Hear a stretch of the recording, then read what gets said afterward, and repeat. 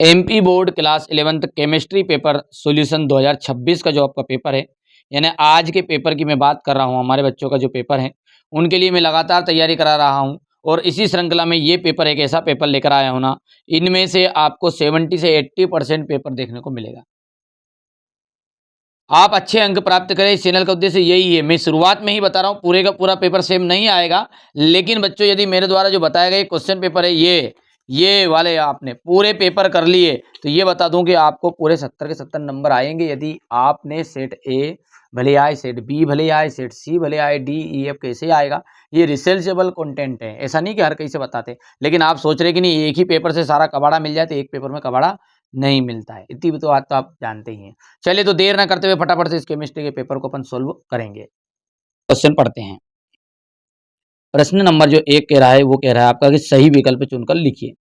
7 gram nitrogen gas का NTP आयतन कितना होगा? तो 5.6 लीटर होगा। 4D कक्षक में कितने कोडी नोड होते हैं? यह 1 होगा। निम्न में से किसमें सर्वाधिक सहसंयोजी गुण होते हैं? तो SiCl4 आपका रहेगा राइट। चलिए अगला क्या है हमारा, एंथैल्पी, दाब, आयतन व आंतरिक ऊर्जा के मध्य संबंध है आपका, तो ए ऑप्शन राइट रहेगा। यहाँ U = H - PV। निम्न में से सबसे अधिक स्थायी कार्बो केटायन है, तो PH3 धनायन। हाँ यहाँ से देखिए सबसे सर्वाधिक अम्लीय है तो C2H2 या राइट रहेगा आपका। कम समय में मैं चीज़ों को ज़्यादा प्रोवाइड करने के लिए ही थोड़ा सा मैंने पहले से भी बहुत सारी चीज़ों को तैयारी कर ली है। तो चलिए आगे बढ़ते हैं। चलिए आप यहाँ से स्क्रीनशॉट ले लो थोड़ा सा अच्छे से, ठीक है, हो गया। आगे बढ़े, यहाँ से देखिएगा क्वेश्चन नंबर 2 है आपका रिक्त स्थान।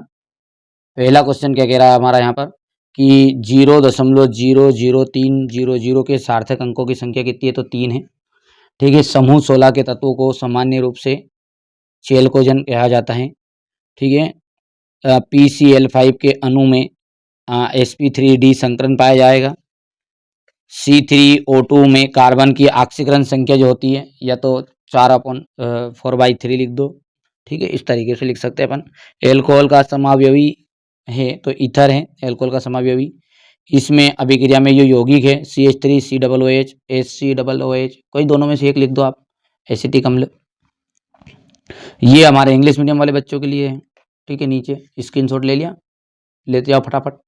क्वेश्चन वही आएंगे जो मैं बताने की कोशिश करूंगा, ये क्लास बहुत ही इंपॉर्टेंट है आपके लिए। चलिए यहाँ पर देखिएगा, किसी परमाणु के कोई 2 इलेक्ट्रॉन की बाहरी क्वांटम संख्या का मान समान नहीं होता, तो ये सत्य रहेगा। किसी उपकोष के सभी कक्षकों का इलेक्ट्रॉन युग्मन तब तक नहीं होता जब तक कि उस उपकोष के सभी कक्षकों में एक एक इलेक्ट्रॉन प्रवेश ना हो जाए। बिल्कुल सही बात है ये। जब तक, जैसे मान के चलो ये आपका रहेगा ये, तो इसमें सब में एक एक जब तक नहीं जाएगा जब तक दूसरे में एकदम से 2 नहीं आएंगे, ऐसा। बोर की आवर्त सारणी परमाणु क्रमांक या परमाणु संख्या पर आधारित है, सत्य बात है।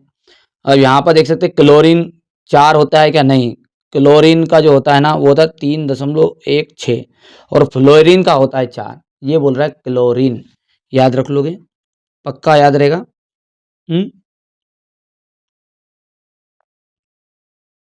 हो गया है ये यहाँ पर आपका तीसरा वाला ट्रू फॉल्स हो गया। चलिए आगे बढ़ें, तो ये यहाँ से जोड़िए बेटा, ये इनडायरेक्टली गलत यहाँ पर छप गया है, ठीक है, कोई दिक्कत नहीं। आगे बढ़ाएं, चलिए सही जोड़िए। इलेक्ट्रोमेरिक प्रभाव, इलेक्ट्रोमेरिक प्रभाव का जाएगा अस्थायी प्रभाव। अमोनियम ऑक्साइड का हो जाएगा आपका दुर्बल विद्युत अपघट्य। पीएच तापक्रम का जाएगा सोरेनसन, ठीक है। प्रेरणिक प्रभाव का जाएगा स्थायी प्रभाव और विक्टर मेयर विधि का जाएगा कार्बनिक पदार्थ का आणविक द्रव्यमान। हो गया। चलिए यहाँ से अपन बात करते हैं, तो ये आपका रहेगा ये 4th वाला, ठीक है। क्वेश्चन नंबर 5 जो है वो क्या रहेगा कि इस कक्षा में दिशात्मक प्रभाव नहीं होता, तो इस कक्षक में दिशात्मक प्रभाव नहीं होता है। समूह में ऊपर से नीचे जाने पर धात्विकता पर क्या प्रभाव पड़ता है? तो समूह में ऊपर से नीचे जाने पर धात्विकता बढ़ती है। गैसों की द्रवों में विलेयता पर ताप का क्या प्रभाव पड़ता है? तो ताप का प्रभाव, ताप घटती है।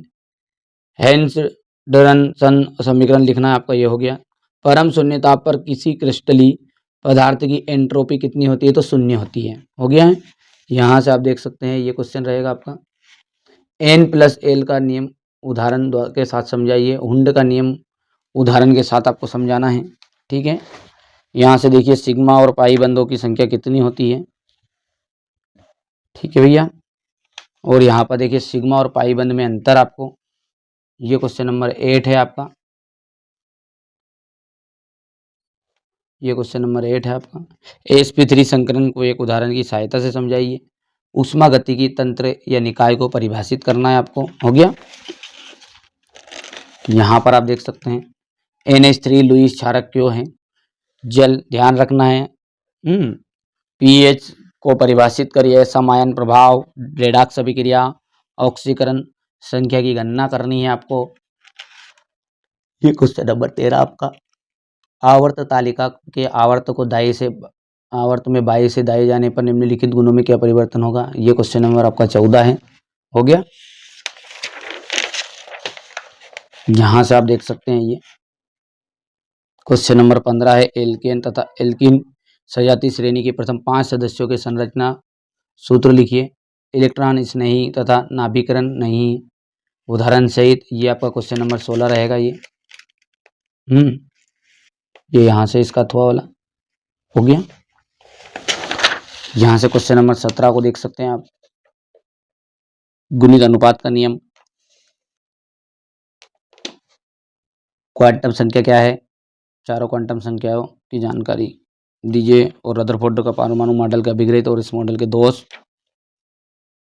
हो गया इतना।